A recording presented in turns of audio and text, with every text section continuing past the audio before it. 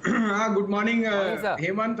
तो जैसे कहते हैं आपके रात शुरुआत हुई थी बल्ले बल्ले, और उसका भाव यस। 1250 था सर, 1400 नहीं। 1250 पे आपको 1800 ठोक के कहा था, और देखिए 1800 हो गया। मैंने दिवाली तक कहा था, दिवाली तक 2000 का भाव। और बल्ले बल्ले सर, जो जो कहते हैं ना, चिंता की दीवारें चले जा रहा है शेयर बाजार, और 10,500 हो गया। कहाँ गए मंदी वाले? तो अगर आप ये 2.5 महीने में उतार चढ़ाव को नहीं बर्दाश्त कर सके तो आपने ग्रेटेस्ट अपॉर्चुनिटी मिस कर दी। कई लोगों को फिर भी ये लगता है कि एक और ऐसा कैस्केडिंग फॉल आएगा।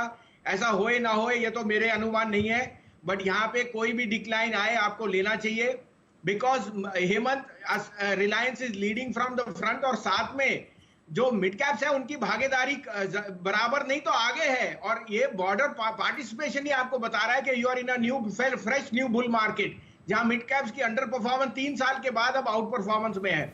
तो thumbs up to the market, thumbs up to Reliance, जिसने ये सारा कुछ शुरू किया है।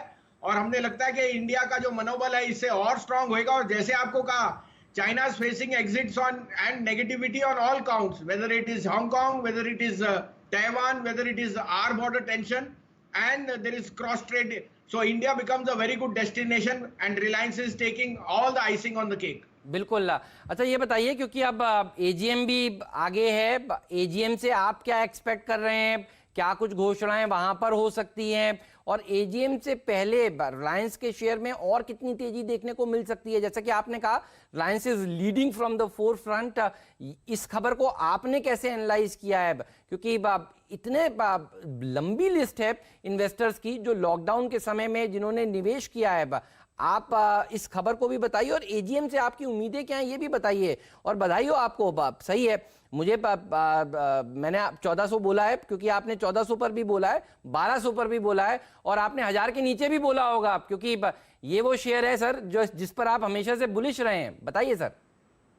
हाँ, तो बिल्कुल हेमंत, तो that is what is telling you कि इतना बड़ा लार्ज कैप जो 23 मार्च को 900 रुपए से कम था, वो डबल हो गया है। और वो भी 3 महीने में। कभी आपने सोचा नहीं होगा। तो आपको पहले तो राइटिंग ऑन द वॉल समझनी है हेमंत जी। आज टेस्ला की मार्केट कैप टोयोटा से ज्यादा हो गई है। क्या आपने 2 साल पहले सोचा था टेस्ला क्या करेगा, या एलॉन मस्क क्या गोली मारता है या क्या करता है? So the reality is what you are facing. Electric vehicle is a reality. He has delivered 90,000 cars in the last 3 months, जो किसी को भी अनुमान नहीं था। So I am just giving you के market is all about evolution and change. Fear and greed रोज चलेगा हेमंत जी, रोज मुझे लगेगा बाजार घट सकता है, रियलिटी से अलग है। लेकिन अगर मैं निवेश रहूंगा तभी मैं कमाऊंगा ना। कोई आज नया बच्चा तो जन्म नहीं होएगा, उसको तो टाइम लगेगा। तो उसी तरह से रिलायंस आज 5-10 साल की जो अंडर परफॉर्मेंस था वो पूरी करके अब आउट परफॉर्म कर रहा है। आपने एजीएम में सही कहा कि technology and data is the new processor. अगर अगर फेसबुक और इंटेल इसमें भागीदारी ले रहे हैं, they realise the potential it lies in the next 5-7 years of digital technology. I think 1800 would be a fair price. मैं ये भी नहीं कहना चाहता कि market is running away, because we think it is a large part of the gains are already there. But आपको कोई भी correction पे इसको अपना हिस्सा बनाना है, क्योंकि the future is unknown. और जैसे आपको कहा 11.5 लाख की मार्केट कैप, मेरे हिसाब से 2 साल में 15 लाख करोड़ होनी चाहिए। तो अगर मेरे को एक ब्यूटी शॉप दिख रहा है वो रिलायंस है, मुझे और इधर ज्यादा खोज करने की क्या जरूरत है? एजीएम में हमें ये एक्सपेक्टेशन है कि उनका जो न्यू आउटलुक होएगा, यू ऑलरेडी सीन कि उन्होंने मोनेटाइज कर दिया डेटा को on the Jio front. Retail में क्या प्रोस्पेक्ट है, और जो वो व्हाट्सएप के साथ टाई अप है वो आगे के जाने के लिए क्या हमें भागीदारी दिखेगी। All these 3 will be the points to pointer. Stock may have fully run up till 1800. We would wait for numbers to justify further appreciation. Okay अभी कुछ देर पहले हेमंत, मैं स्टॉक 2020 देख रहा था, बैठ के बड़े गौर से देख रहा था। जब राकेश झुंझुनवाला जी की वो आपने बाइट चलाई ना, उसमें उन्होंने कहा था बड़े बड़े शानदार अंदाज में कि बेस्ट गेन आते हैं सबसे बुरे पेन के बाद।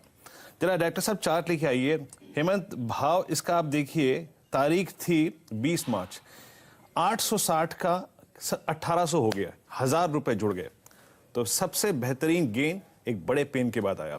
आशीष, अभी इस स्टॉक में आई थिंक विद डिस्क्लोजर कि आई मीन जो चैनल आप देख रहे हैं उसका स्वामित्व प्रबंधन रिलायंस इंडस्ट्रीज के हाथ में है, लेकिन अभी एक बहुत बड़े ट्रिगर पॉइंट्स हैं रिलायंस के लिए। टेक्निकली हल्का सा डिफाइन कीजिए। एज ए इन्वेस्टर अगर मैं काफी अच्छे खासे गेन लेके बैठा हूं, क्या अप्रोच रखनी चाहिए, क्या टारगेट्स आपके लॉन्ग टर्म में आपके जहन में आते हैं?